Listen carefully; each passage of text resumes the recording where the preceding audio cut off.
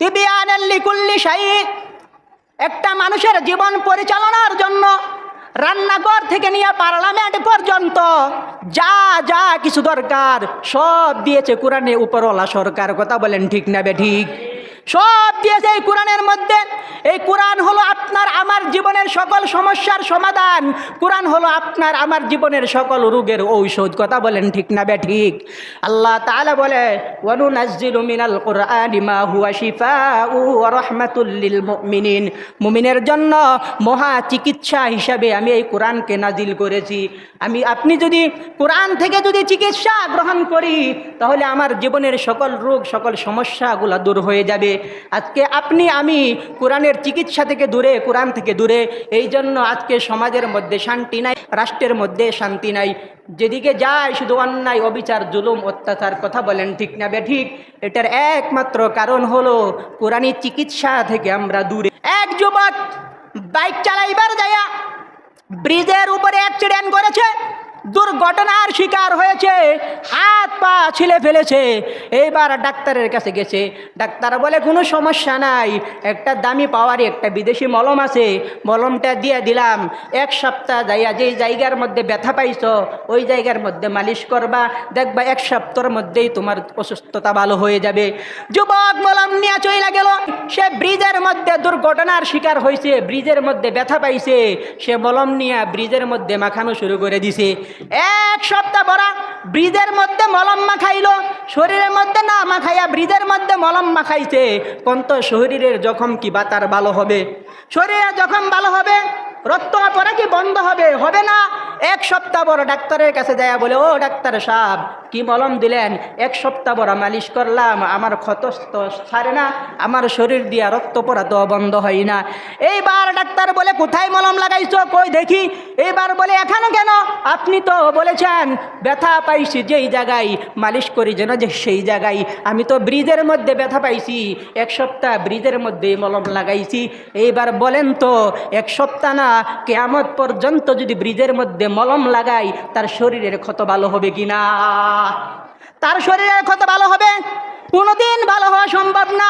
কোরআন আমাদের জন্য আল্লাহ তাআলা চিকিৎসা স্বরূপ নাজিল করেছেন।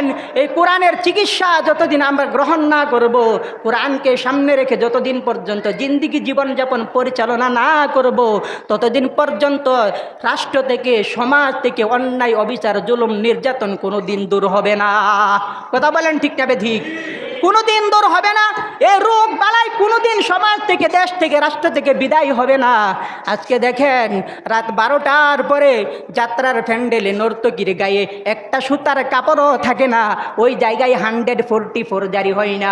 কিন্তু কোরআনের মাহফিলে একজন আলেম কোরআনের কথা বলবে, ওই জায়গার মধ্যে দুনিয়ার মুনাফিকগুলা একজন আলেমকে কথা বলতে দেয় না।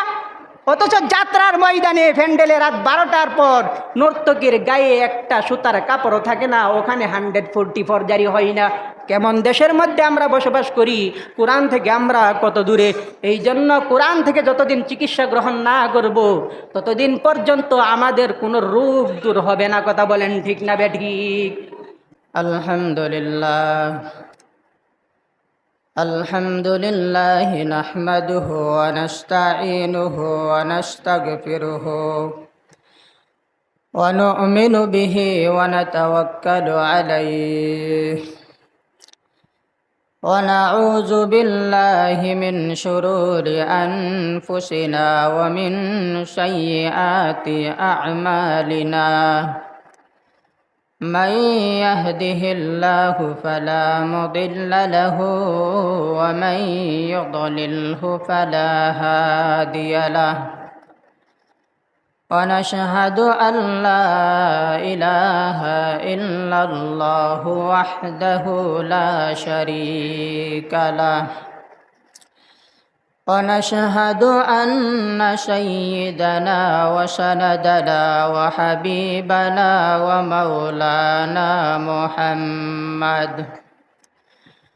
ومولانا محمدا عبده ورسوله الذي أرسله بالحق بشيرا ونذيرا وداعيا إلى الله بإذنه وسراجا منيرا.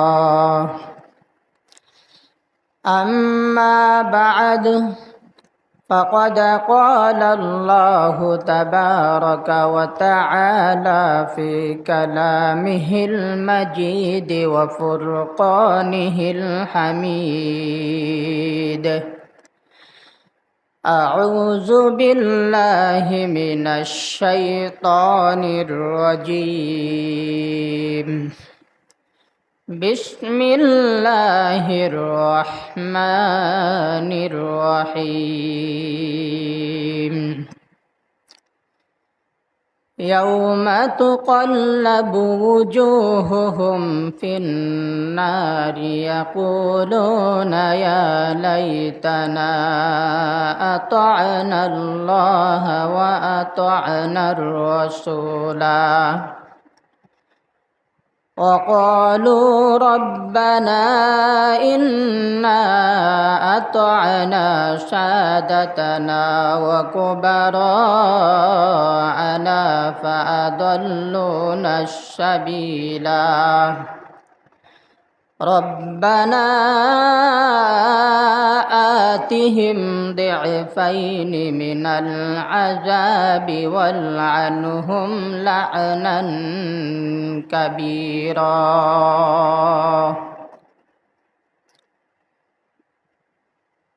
وقال تعالى في شان حبيبه ومحبوبه آمرا ومخبرا: إن الله وملائكته يصلون على النبي يا أيها الذين آمنوا صلوا عليه وسلموا تسليما.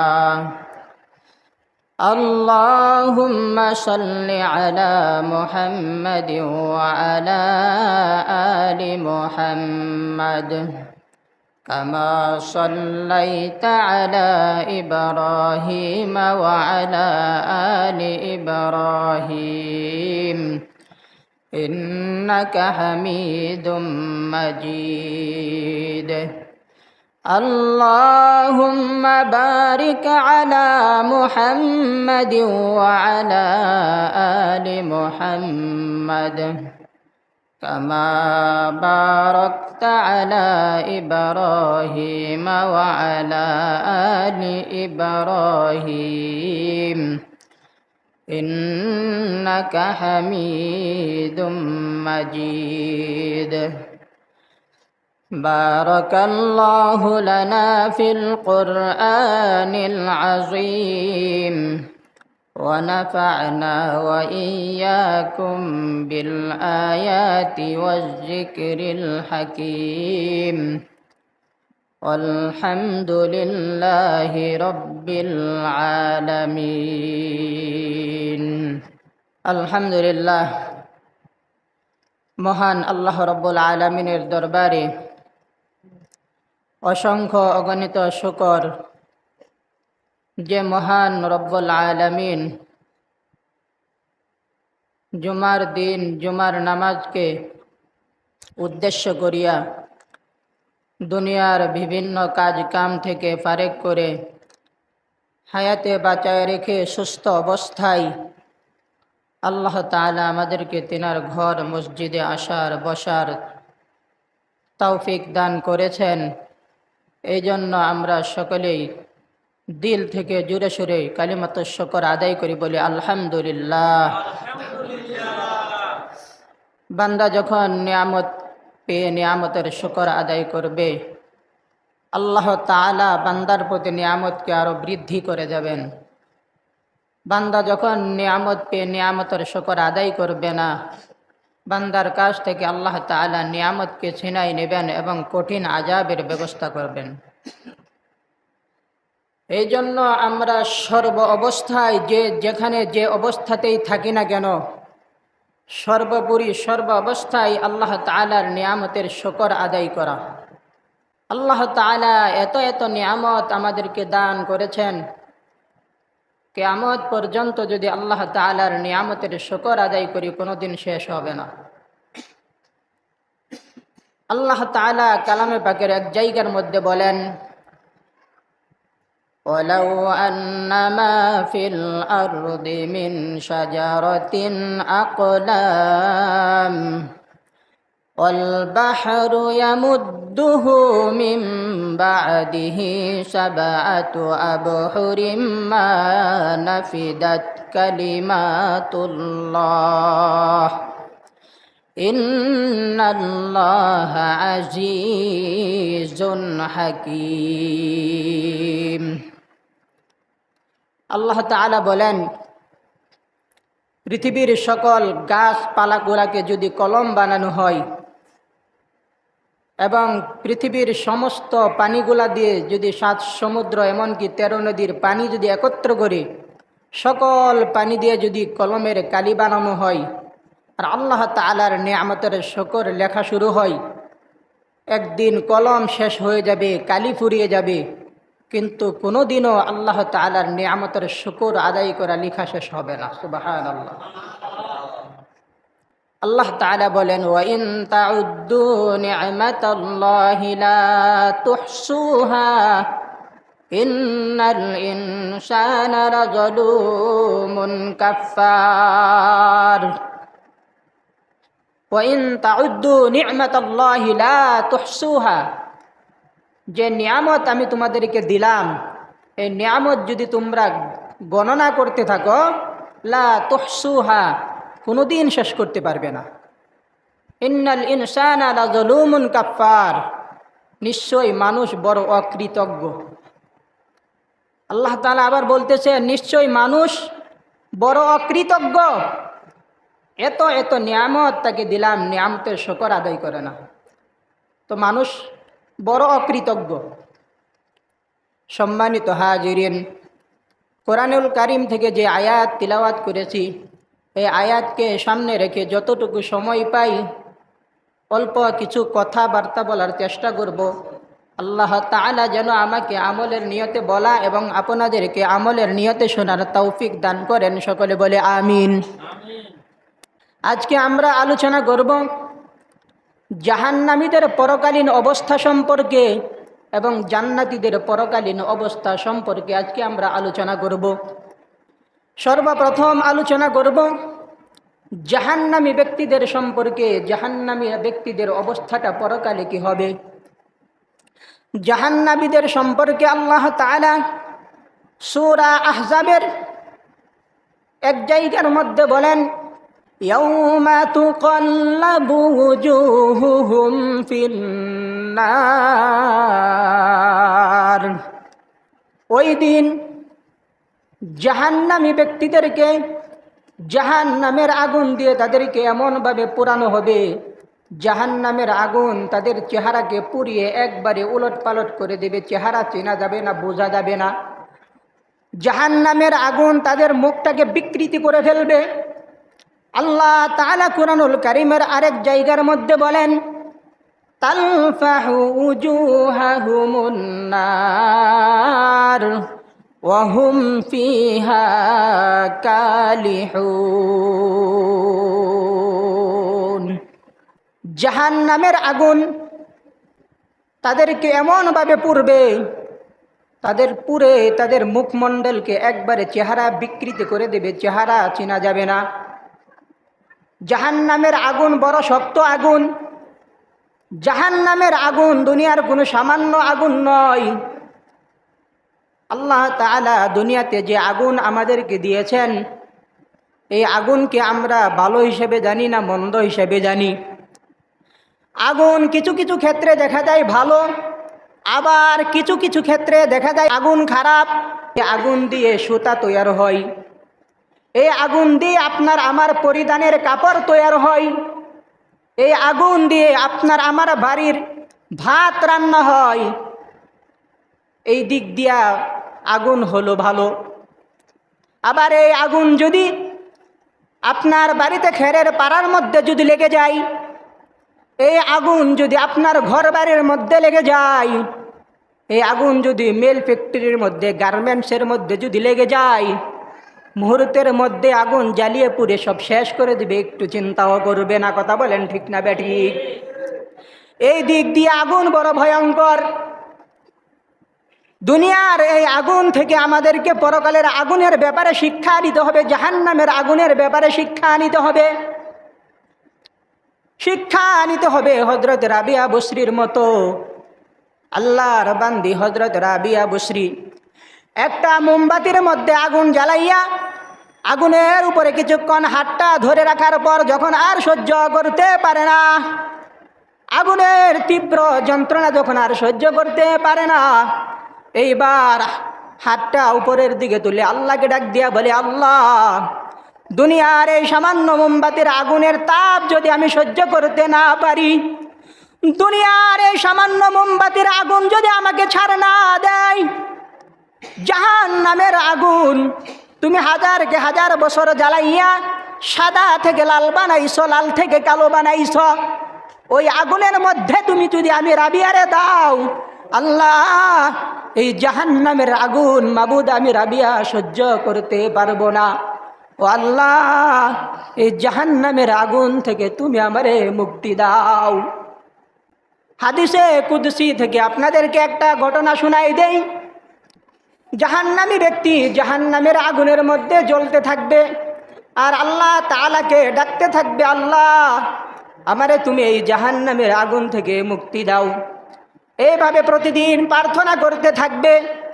প্রার্থনা করতে করতে একদিন আল্লাহ তাআলা তার প্রার্থনা কবুল করবে।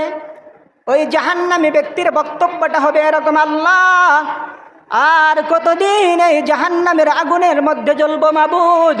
ও আল্লাহ, মেহেরবানি করে তুমি আমার এই জাহান্নামের আগুন থেকে মুক্তি দাও। আল্লাহ, আমি তোমার কাছে জান্নাত চাই না, তুমি শুধু আমার এই জাহান্নামের আগুন থেকে মুক্তি দিয়া জাহান্নামের গেটের বাহিরে নিয়ে দাঁড় করায় রাখো।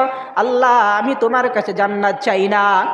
এই কথা যখন বলবে, আল্লাহ তাআলা তার ফরিয়াদ কবুল করবে। জাহান্নাম থেকে মুক্তি দিয়া জাহান্নামের গেটের বাহিরের মধ্যে তার নিয়ে দাঁড় করায় রাখবে।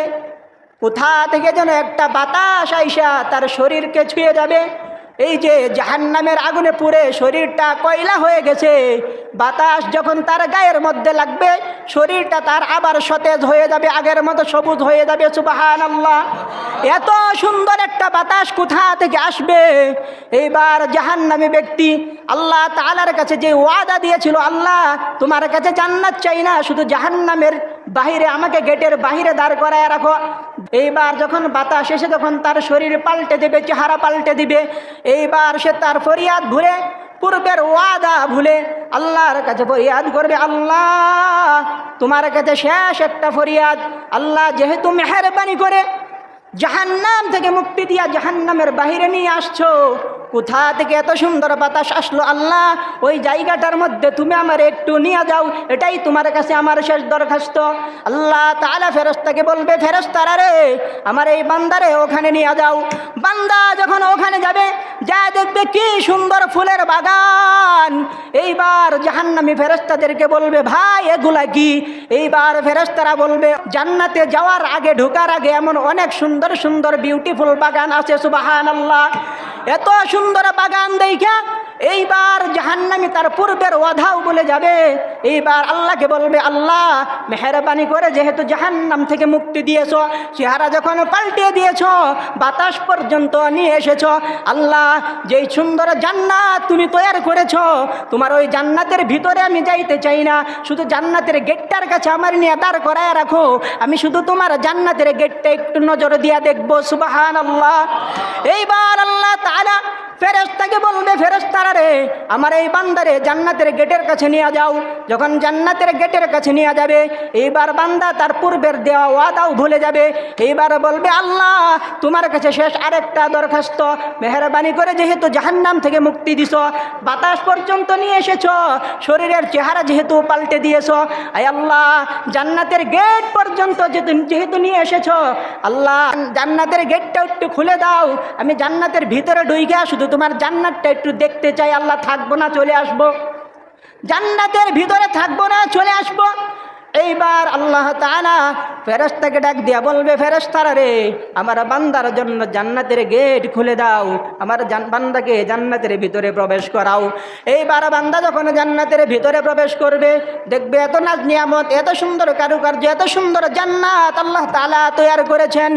এইবার বান্দা তার পূর্বের ওয়াদাও বলে যাবে, তার কথা মনে হবে, আমি তো আল্লাহ তাআলাকে বলেছি জান্নাতের ভেতরে থাকবো না, শুধু দেখবো, আমি আবার বের হয়ে যাব। এইবার সে আল্লাহর কাছে দরখাস্ত করবে, আল্লাহ মেহেরবানি করে এত কিছু যেহেতু করেছ, জান্নাতের ভিতর পর্যন্ত যেহেতু নিয়ে এসেছ, আল্লাহ তোমার এত সুন্দর জান্নাত, এই জান্নাতের ভিতর থেকে আমি যাইতে চাই না, আল্লাহ এই জান্নাতের একটা কোণার মধ্যে তুমি আমার জায়গা দিয়া দাও। মালিক তুমি জান্নাতে, তোমার পাশে আমার একটি ঘর বানিয়ে দিও।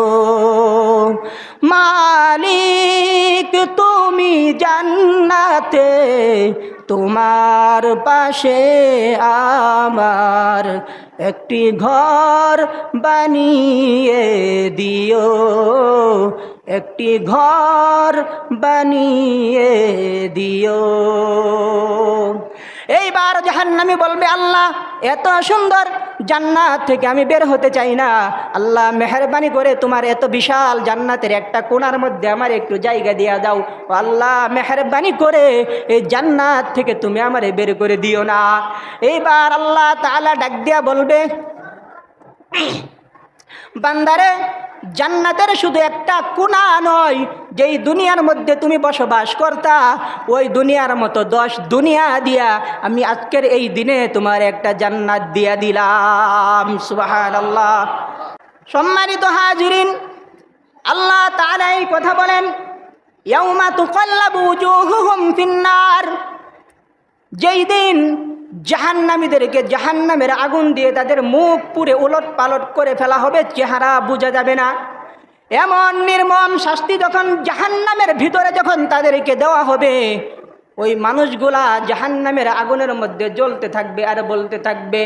জাহান্নামীদের বক্তব্য হবে, আল্লাহ দুনিয়াতে আমরা নেতাদের কথা মেনে চলেছিলাম, দুনিয়াতে আমরা মুরব্বীদের কথা মেনে চলেছিলাম, ওই নেতা ওই মুরব্বীরা যেন যে আমাদেরকে জাহান্নামের মধ্যে নিয়ে আসবে, চক্রান্ত করবে, বিপথে পরিচালিত করবে, আল্লাহ আমরা তো বুঝতে পারি নাই। নেতারা আমাদেরকে বিপথে পরিচালিত করেছে, করবেই তো। যেই নেতার অনুসরণ আপনি করেন, ওই নেতা আপনার হাতের মধ্যে পিস্তল ধরায়া দেয়, কথা বলেন ঠিক না বেঠিক?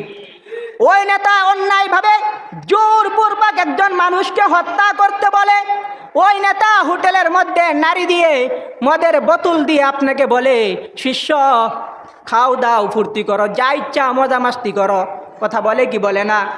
নেতা বলেছে অমুকের ধরো, অমুকের বাড়ির মধ্যে আগুন লাগাও, তুমি আগুন লাগাই দিছ। নেতা বলেছে অমুকরে ধর, ধরে গুলি কর, তুমি গুলি করে দিছ। নেতা বলেছে যা বলেছে তুমি তাই করেছ। নেতার কথায় ক্যাডার হইছ, দেশের মধ্যে অশান্তি সৃষ্টি করেছ, নেতার কথায় সমাজের মধ্যে ত্রাস সৃষ্টি করেছ। নেতা যা বলেছে তাই তুমি করেছ, এমন কোনো অন্যায় অবিচার জুলুম নাই, নেতার কথাই তুমি সব কিছু করেছ। ওই নেতা তো জাহান্নামী, নেতার কর্মী হিসেবে তোমার জায়গাও হবে জাহান্নামে, কথা বলেন ঠিক না বেঠিক? নেতার কর্মী হিসাবে তুমিও জাহান্নামে যাইবা। দুই প্রকারের মানুষ মানুষকে জাহান্নামের দিকে নিয়ে যায়। এক প্রকারের মানুষ হলো নেতা, আরেক প্রকারের মানুষ হলো মুরব্বী। জাহান্নামীরা আল্লাহ তাআলাকে ডাক দিয়ে বলবে, আল্লাহ দুনিয়াতে আমরা নেতাদের অনুসরণ করতাম, মুরব্বীদের অনুসরণ করতাম, এরা আজকে আমাদেরকে বিপদে পরিচালিত করে জাহান্নামের দিকে নিয়ে এসেছে। মুরব্বী বুঝেন না? মুরব্বী যে কেউ হতে পারে, যাকে আপনি মানেন, যার কথা অনুযায়ী আপনি আপনার জীবনযাপন পরিচালনা করেন। উনি মুরব্বী হতে পারে, আপনার পীর সাহেব হতে পারে, আপনার একজন মুরব্বী হতে পারে, সমাজের মাতাব্বর হতে পারে। যেই মুরব্বীর কথা অনুযায়ী আপনি চলেন, ওই মুরব্বি যদি বিপদে থাকে, ওই মুরব্বি যদি আপনাকে বিপথে পরিচালিত করে, যেই নেতার কথা আপনি মানেন ওই নেতা যদি আপনাকে বিপথে পরিচালিত করে, তাহলে আপনাকে জাহান্নামে যেতে হবে। ওই দিন ওই জাহান্নামীরা আল্লাহর কাছে দরখাস্ত করবে, আল্লাহ দুনিয়াতে নেতাদের কথা মানতাম, দুনিয়াতে মুরব্বীদের কথা মানতাম, এরা যে আমাদেরকে জাহান্নামে নিয়ে আসবে, এত বড় সর্বনাশ আমাদের করবে, আল্লাহ আমরা বুঝতে পারি নাই। আল্লাহ আজকে তোমার কাছে দরখাস্ত গো আল্লাহ, রব্বানা আতিহিম বিইফাইনি মিনাল আযাবি ওয়াল আনহুম লা'নান কাবীরা। আল্লাহ তাআলার কাছে জাহান্নামীরা দরখাস্ত করবে, আল্লাহ এই নেতারা আমাদেরকে জাহান্নামে নিয়ে আসছে, আজকে তোমার কাছে দরখাস্ত বিইফাইনি মিনাল আযাব ওয়া লা'নহুম লা'নান কাবীরা। আল্লাহ এরা যে আমাদেরকে জাহান্নামে নিয়ে আসছে, আজকে তোমার কাছে আমাদের প্রার্থনা হলো এদেরকে তুমি শক্ত কঠিন আযাব দিবা। আমাদেরকে তোমার ফেরেশতারা যেই মারবে ওদেরকে যেন আমাদের চাইতে আরো ডাবল মারে। এদেরকে আল্লাহ আজকে তুমি বড় আযাব দাও, এদেরকে কঠিন আযাব দাও। এরাই তো আমাদের 12টা বাজাইছে, কথা বলেন ঠিক না বেঠিক? আজকে বুঝেন না, আজকে যেই নেতার সাথে আপনি চলেন ওই নেতা কি আল্লাহর হুকুম মানে, রসুলার তরিকা অনুযায়ী চলে কিনা? আজকে যেই মুরব্বীরা আপনি মানেন ওই মুরব্বীর ভিতরে আল্লাহর ভয় আছে কিনা?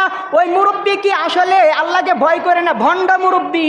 আজকে যে মুরব্বীর কথায় আপনি চলতেছেন ওই মুরব্বী যদি ভণ্ড হয়, ওই মুরব্বীর ব্যাপারে কাল ফরিয়াদ করবেন, কিন্তু ফরিয়াদ কোনো কাজে আসবে না, কথা বলেন ঠিক না বেঠিক?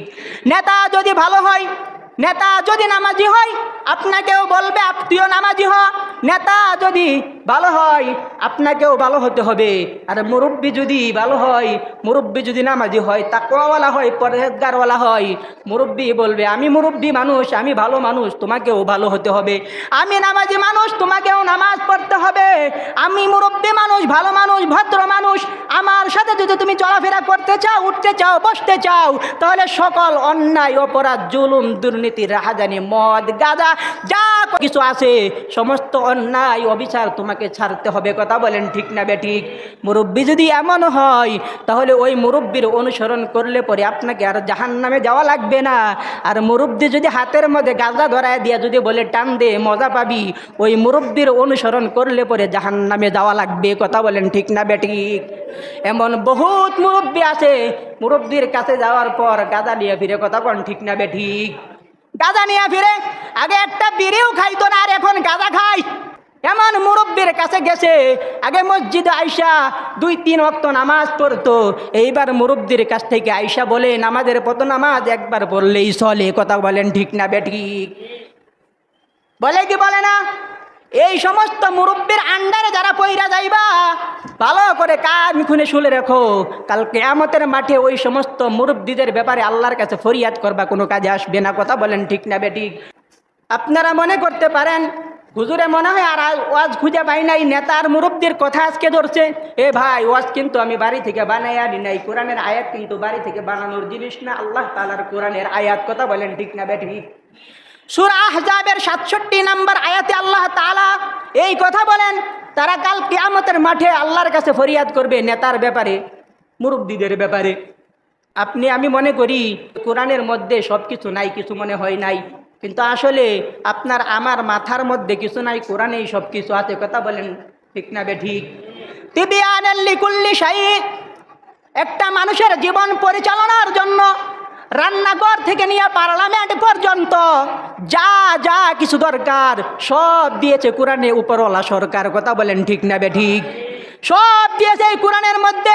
এই কোরআন হলো আপনার আমার জীবনের সকল সমস্যার সমাধান, কোরআন হলো আপনার আমার জীবনের সকল রোগের ঔষধ, কথা বলেন ঠিক না বেঠিক? আল্লাহ তাআলা বলে ওয়ানুনাজ্জিলু মিনাল কুরআনি মা হুয়া শিফাউ ওয়া রাহমাতুল লিল মুমিনিন, মুমিনের জন্য মহা চিকিৎসা হিসাবে আমি এই কোরআনকে নাজিল করেছি। আপনি যদি কোরআন থেকে যদি চিকিৎসা গ্রহণ করি তাহলে আমার জীবনের সকল রোগ সকল সমস্যাগুলো দূর হয়ে যাবে। আজকে আপনি আমি কোরআনের চিকিৎসা থেকে দূরে, কোরআন থেকে দূরে, এই জন্য আজকে সমাজের মধ্যে শান্তি নাই, রাষ্ট্রের মধ্যে শান্তি নাই, যেদিকে যায় শুধু অন্যায় অবিচার জুলুম অত্যাচার, কথা বলেন ঠিক না বেঠিক? এটার একমাত্র কারণ হলো কোরআনী চিকিৎসা থেকে আমরা দূরে। এক যুবক বাইক চালাইবার যায়া ব্রিজের উপরে অ্যাক্সিডেন্ট করেছে, দুর্ঘটনার শিকার হয়েছে, হাত পা ছিলে ফেলেছে।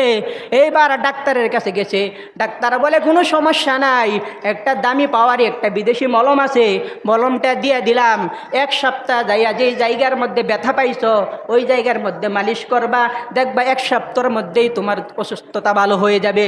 যুবক মলম নিয়ে চলে গেল, সে ব্রিজের মধ্যে দুর্ঘটনার শিকার হয়েছে, ব্রিজের মধ্যে ব্যথা পাইছে, সে মলম নিয়ে ব্রিজের মধ্যে মাখানো শুরু করে দিছে। 1 সপ্তাহ পরা ব্রিজের মধ্যে মলম মাখাইলো, শরীরের মধ্যে না মাখাইয়া ব্রিজের মধ্যে মলম মাখাইছে। কোন তো শরীরের জখম কি বাতার ভালো হবে? শরীরের জখম ভালো হবে, রক্ত পড়া কি বন্ধ হবে? হবে না। 1 সপ্তাহ পর ডাক্তারের কাছে যায়, বলে ও ডাক্তার সাহেব, কি মলম দিলেন? 1 সপ্তাহ পর মালিশ করলাম, আমার ক্ষত তো ছাড়ে না, আমার শরীর দিয়া রক্ত পড়া তো বন্ধ হয় না। এইবার ডাক্তার বলে কোথায় মলম লাগাইছো, কই দেখি। এইবার বলে এখানে কেন? আপনি তো বলেছেন ব্যথা পাইছি যেই জায়গায় মালিশ করি যেন যে সেই জায়গায়, আমি তো ব্রিজের মধ্যে ব্যথা পাইছি, 1 সপ্তাহ ব্রিজের মধ্যে মলম লাগাইছি। এইবার বলেন তো 1 সপ্তাহ না কিয়ামত পর্যন্ত যদি ব্রিজের মধ্যে মলম লাগাই তার শরীরের ক্ষত ভালো হবে কিনা? তার শরীরের ক্ষত ভালো হবে? কোনোদিন ভালো হওয়া সম্ভব না। কোরআন আমাদের জন্য আল্লাহ তাআলা চিকিৎসা স্বরূপ নাজিল করেছেন। এই কোরআনের চিকিৎসা যতদিন আমরা গ্রহণ না করব, কোরআনকে সামনে রেখে যতদিন পর্যন্ত জিন্দিগি জীবনযাপন পরিচালনা না করব, ততদিন পর্যন্ত রাষ্ট্র থেকে সমাজ থেকে অন্যায় অবিচার জুলুম নির্যাতন কোনোদিন দূর হবে না। কথা বলেন ঠিক না ঠিক? কোনোদিন দূর হবে না। এই রোগ বালাই কোনোদিন সমাজ থেকে, দেশ থেকে, রাষ্ট্র থেকে বিদায় হবে না। আজকে দেখেন রাত 12টার পরে যাত্রার প্যান্ডেলে নর্তকীর গায়ে একটা সুতার কাপড়ও থাকে না, ওই জায়গায় 144 জারি হয় না।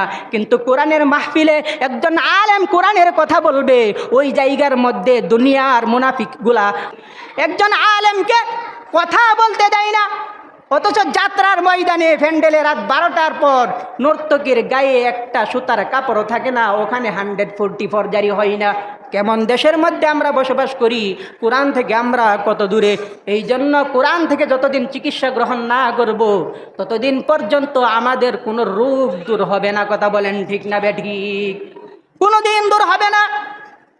আল্লাহ তাআলা হাসরের ময়দানে যখন ওই জাহান্নামীদের উপরে জাহান্নামের আযাব যখন চাপায়া দিবে, এইবার ওই জাহান্নামীগুলা তাদের নেতার কাছে, তাদের মুরব্বীদের কাছে এইবার তারা কথা বলবে, ইন্না কুন্না লাকুম তাবান ফাহাল আনতুম মুগনুনা আন্না মিন আযাবিল্লাহি মিন শাই। দুনিয়াতে যেই নেতাদের অনুসরণ করেছিল, যেই মুরব্বীদের অনুসরণ করেছিল, ওই নেতার মুরব্বীদেরকে বলবে, আজকের এই দিনে আল্লাহ তাআলা যে আযাব আমাদের উপরে চাপায়া দিছে, ওই আযাব কি তোমরা সামান্য পরিমাণ হালকা করতে পারবা, কমাই দিতে পারবে কিনা? তোমাদের এই ক্ষমতা আজকের এই দিনে আসে কিনা? এই কথা যখন মুরব্বী আর নেতাদেরকে বলবে, এইবার নেতারা বলবে, ক্বালু লাউ হাদানাল্লাহু লাহাদাইনাকুম সাওয়াউন আলাইনা আজাজিনা আম সাবারনা মা লানা মিন মাহিস। এইবার নেতার মুরব্বীরা বলবে, ক্বালু লাউ হাদানাল্লাহ, আল্লাহ যদি আমাদেরকে হেদায়েত দিত, লাহাদাইনাকুম, তাহলে তোমাদেরকে হেদায়েতের পথে পরিচালিত করতাম। আল্লাহ তাআলা আমাদেরকে হেদায়েত দেয় নাই, এই জন্য তোমাদেরকেও হেদায়েতের পথে পরিচালিত করতে পারি নাই। হেদায়েতের মালিককে ভাই, হেদায়েতের মালিককে? জোরে চিৎকার মরে বলেন, হেদায়েতের মালিককে? মান ইয়াহদিহিল্লাহু ফালা মুদিল্লা লাহু ওয়া মান ইউদ্লিলহু ফালা হাদিয়া লাহু। আল্লাহ তাআলা যাকে হেদায়েত দেয় কেউ তাকে পথহারা করতে পারে না, আর আল্লাহ যাকে পথহারা করে দেয় কেউ তাকে পথের সন্ধান দিতে পারে না। কথা বলেন ঠিক না বেঠিক? এইবার তারা বলবে, ক্বালু লাউ হাদানাল্লাহ, আল্লাহ যদি আমাদেরকে হেদায়েত দিত, লাহাদাইনাকুম, তাহলে তোমাদেরকে সুপথে পরিচালিত করতাম। সাওয়াউন আলাই আলাইনা আজাজিনা আম সবারনা। আজকের এই দিনে আমরা ধৈর্য ধারণ করি আর অধৈর্য হয়ে ছটফট করি, কোন উভয়টাই আমাদের জন্য সমান। আম সবারনা মা লানা মিম মাহিস, কারণ আজকের এই দিনে আমাদের আর কোনো রক্ষা নাই। আজকের এই দিনে আমাদের কি নাই? কোনো রক্ষা নাই। নেতা বলবে, মুরব্বী বলবে, আজকের এই দিনে আমাদের কোনো রক্ষা নাই। তাহলে যেই দিনে নেতা আর মুরব্বীর কোনো রক্ষা থাকবে না, ওই দিন নেতার কর্মচারী আর মুরব্বীর কর্মচারীর রক্ষা কি থাকবে? কি রক্ষা হবে তাদের? হবে রক্ষা? তখন তাদের কি থাকবে না? রক্ষা থাকবে না। এই জন্য দুনিয়াতে নেতা যারে মানবেন, দেখেন নেতার ভিতরে আল্লাহর হুকুম রসুলের তরিকা আছে কিনা। যে মুরব্বীরা মানবেন, দেখবেন মুরব্বী কি আসলে আল্লাহওয়ালা না ভণ্ডওয়ালা। কথা কোন ঠিক না বেঠিক? মুরব্বী কি আল্লাহওয়ালা না ভণ্ড? ভণ্ডর মুখোশ পরে, আল্লাহওয়ালার মুখোশ পরে বহুত ভণ্ড এখন মাজার খুলে বসে দিচ্ছে। কথা বলেন ঠিক না বেঠিক? আল্লাহওয়ালার মুখোশ পড়ছে কিন্তু আসলে একটা ভণ্ড। আসলে কি টাটকা একটা ভণ্ড আছে না? না এমন সবগুলা না, ভালো আছে না? ভালো মন্দ ওইটাই মিলিয়ে এই দুনিয়া। কথা বলেন ঠিক না বেঠিক? ভালো আছে, মন্দ আছে, তবে মন্দ থেকে বিরত থাকবেন। ভালো করে চিনবেন, বুঝবেন, জানার চেষ্টা করবেন আমি যাকে মানতেছি সে কি আসলে আল্লাহওয়ালা না সে একটা ভণ্ড। জমিন টিকায় রাখার জন্য তো কাগজ কতই যাচাই বাছাই করেন। কথা বলেন ঠিক না বেঠিক? তো ইমান টিকায় রাখার জন্য যাচাই বাছাই করবেন না? আল্লাহ তো বলবে তোর জমিন টিকায় রাখার জন্য কতদিন কত দরবার ফিটিং করলি, কত মানুষের কাছে দৌড়াইলি, কত উকিল মুক্তারের কাছে দৌড়াইলি। তো ইমান টিকায় রাখার জন্য কয়জনের কাছে গেছ, কয়জনের দিয়ে যাচাই করছস, তখন কি হবে? উপায় থাকবে? উপায় থাকবে না। এই জন্য যাচাই বাছাই করে তারপরে চলবেন। যারা আমরা মুসলমান, ইমান যারা আমরা আনছি আল্লাহর উপরে, আমরা বড় ভাগ্যবান। আমরা যদি গুনাহগার হই, আমাদের ভিতরে অল্প পরিমাণ ইমান থাকলেও, আল্লাহর প্রতি বিশ্বাস থাকলেও, আমরা পরকালে একদিন না একদিন যদি জাহান্নামের আসামি হয়ে যাই, একদিন না একদিন আল্লাহ তাআলা সামান্য ইমানের বদৌলতে আল্লাহর জাহান্নাম থেকে মুক্তি দিয়ে আমাদেরকে আল্লাহর জান্নাতের মেহমান বানাইবে। কথা বলেন ঠিক না বেঠিক? আমাদেরকে আল্লাহর জান্নাতের মেহমান বানাইয়া নিবে। আর যারা কাফের, দুনিয়াতে অবিশ্বাসী ছিল, তাদেরকে কখনোই আল্লাহ জান্নাতের মেহমান বানাবে না। কোনোদিন এরা আল্লাহর জান্নাতে যাইতে পারবে না। এদের জন্য আল্লাহর জান্নাতে যাওয়াটা হবে অসম্ভব। আল্লাহ তাআলা বলেন, ইন্নাল্লাযীনা কাযযাবু বিআয়াতিনা ওয়াস্তাকবারু আনহা লা তুফাত্তাহু লাহুম আবওয়াবুস সামা ওয়ালা ইয়াদখুলুনাল জান্নাতা হাত্তা ইয়ালিজাল জামালু ফি সাম্মিল খিয়াত।